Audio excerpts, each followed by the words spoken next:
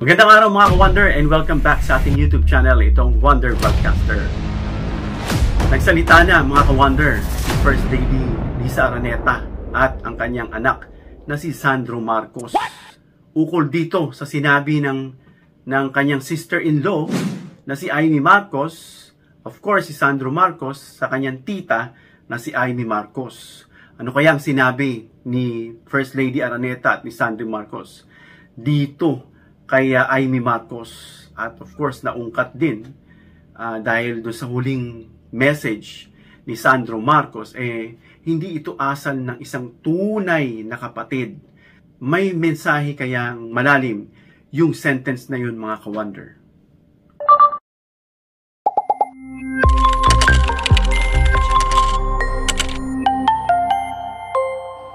Wonder Vlogcaster. So yun nga mga ka-Wonder, nagsalita na si First Lady Liza Araneta Marcos at si Sandro Marcos. Basahin po muna natin yung sinabi ni First Lady. Sabi niya rito, I won't argue with you anymore. Ibig sabihin, nakikipag-argue na talaga siya rito kay Amy Marcos. Alam naman natin, may mga kontra yan lagi. At sumasagot dyan si First Lady. Nakikita natin yung post na yan sa mga social media. Because after all, you're my husband's sister. O, yun. May respeto pa rin kahit papano. So, you're my husband's sister. And I respect Mommy Imelda. Pero yung mga statements mo, fake. Sabi niya. Kasing fake ng mukha mong retokada. Pasin ko nga mga ka-Wonder kasi yung mukha ni Amy ng bata pa. Medyo moon shape, medyo slant talaga.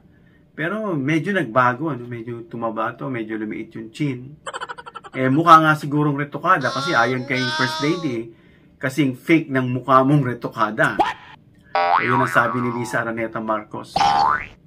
So ito yung kanyang statement, regarding Senator Amy Marcos' accusations of drug use against the First family. So ang daming nagalit dyan mga ka-Wonder, pati si Senator Lacson, sino pang mga ibang abogado, iba pang mga kilala natin na involved din sa politics, at ibang mga tao, netizens, at mga content creators na gaya natin, na inis sila rito. At of course, dagdag din ang inis nila dito sa Iglesia ni Cristo, na dahil sinasabi na wala raw kulay, pinaalis pa yung DDS dahil may nakalagay Marcos resign. Tapos hinayaan dito si Amy. Kung talagang ayaw nyo pasalitain yan, in the middle ng kanyang speech, pinatigil nyo na. Diba?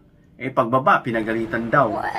Ewan ko kung ano yung totoo. Dahil nakita nyo pa lang na yun ang tema ng kanyang pananalita, dapat pinatigil nyo na agad.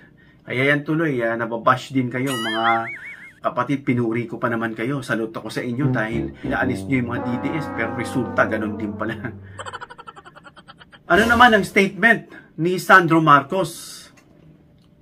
Sabi rito, statement of Majority Leader Ferdinand A. Marcos, si Sandro to, Sabi niya, I have always acknowledged and respected the role my tita, Senator Amy Marcos, played in the early part of my public life.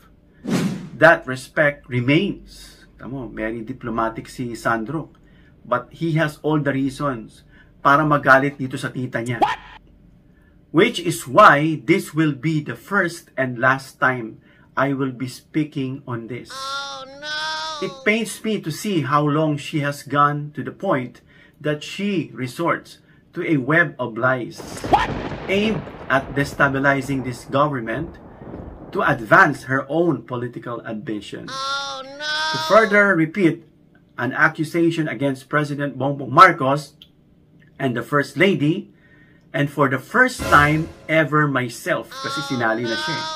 Pati siya, yung titignan mo si Sandro, ang layo-layo, ni siguro sa panaginip, hindi mo iisipin na sinasabing nagka-drugs, That is not only false, but dangerously irresponsible.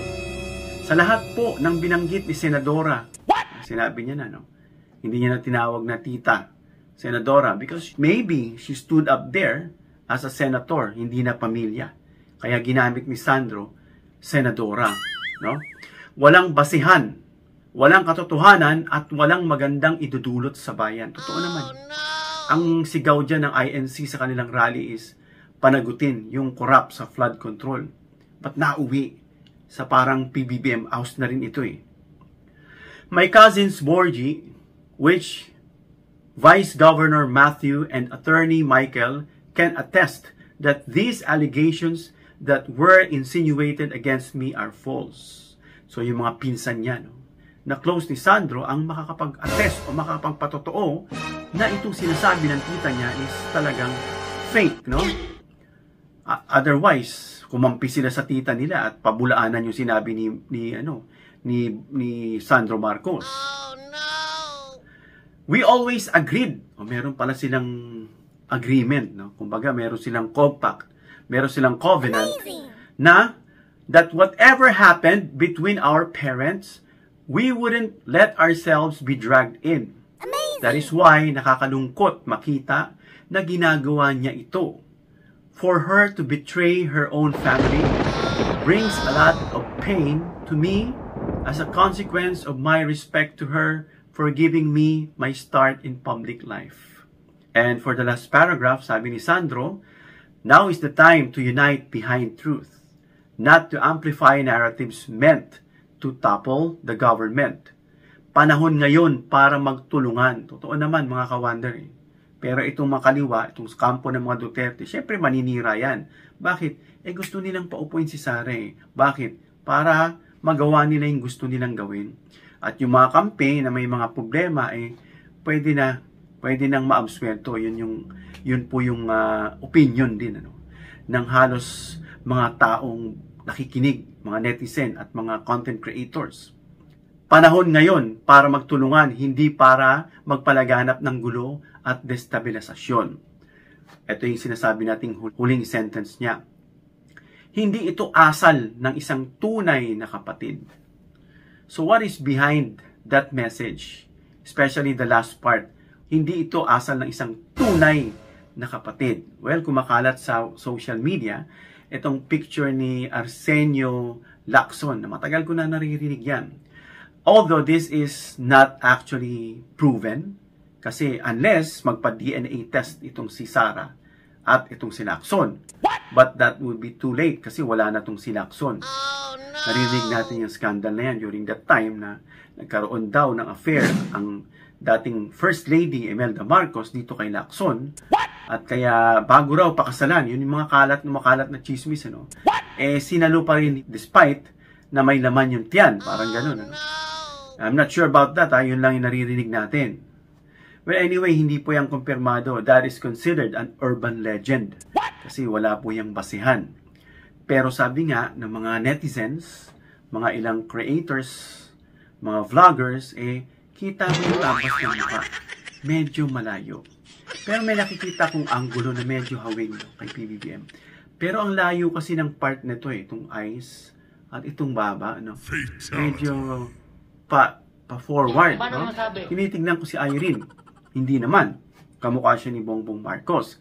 Natural lang na may medyo pagkahawig kasi because of iisa yung mother, kung totoo man yan, siguro alam ni Amy yan kung totoo yan. Oh, no. At ano raw yung dahilan? May mga post dito yung mga kaibigan namin na galit dito kay Amy. Na ano raw yung mga dahilan? Bakit niya ginanyan si PBBM?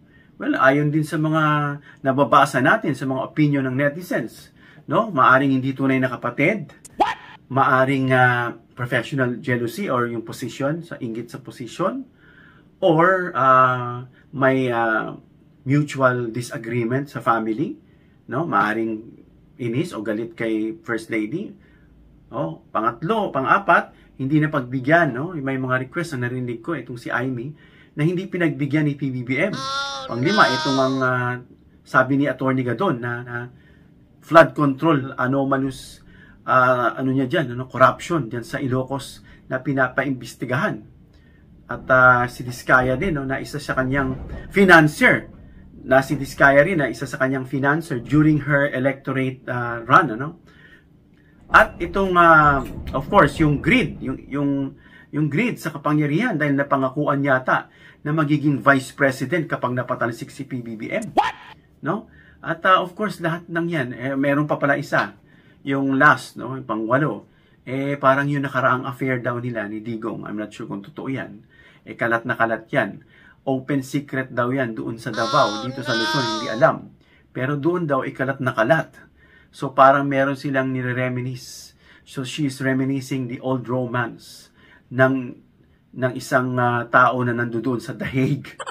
So maaring yan po yung mga dahilan, mga ka-wonder, at nakakalungkot na ganyan, na siniraan niya yung kanyang kapatid for the sake of position, power, gold, glory, at kung ano man dyan yung mga factors para ipagkanulo niya. So yung blood is thicker than water seems to be flushed out, no? Washed out. Mukhang hindi na ito uso sa panahon ngayon. So money, greed, at yung mga nabanggit natin seem to be thicker than blood. So hanggang dito na tayo, mga ka-wonder. If you like this video, give me a thumbs up para introduce ni YouTube. And please share this video para malaman nila yung reaction o response ni First Lady Araneta Marcos at ni Sandro Marcos. And of course, don't forget to subscribe, hit the notification bell icon, and choose all bilang suporta sa aming mga content creators. Hanggang sa muli, mga ka-wonder.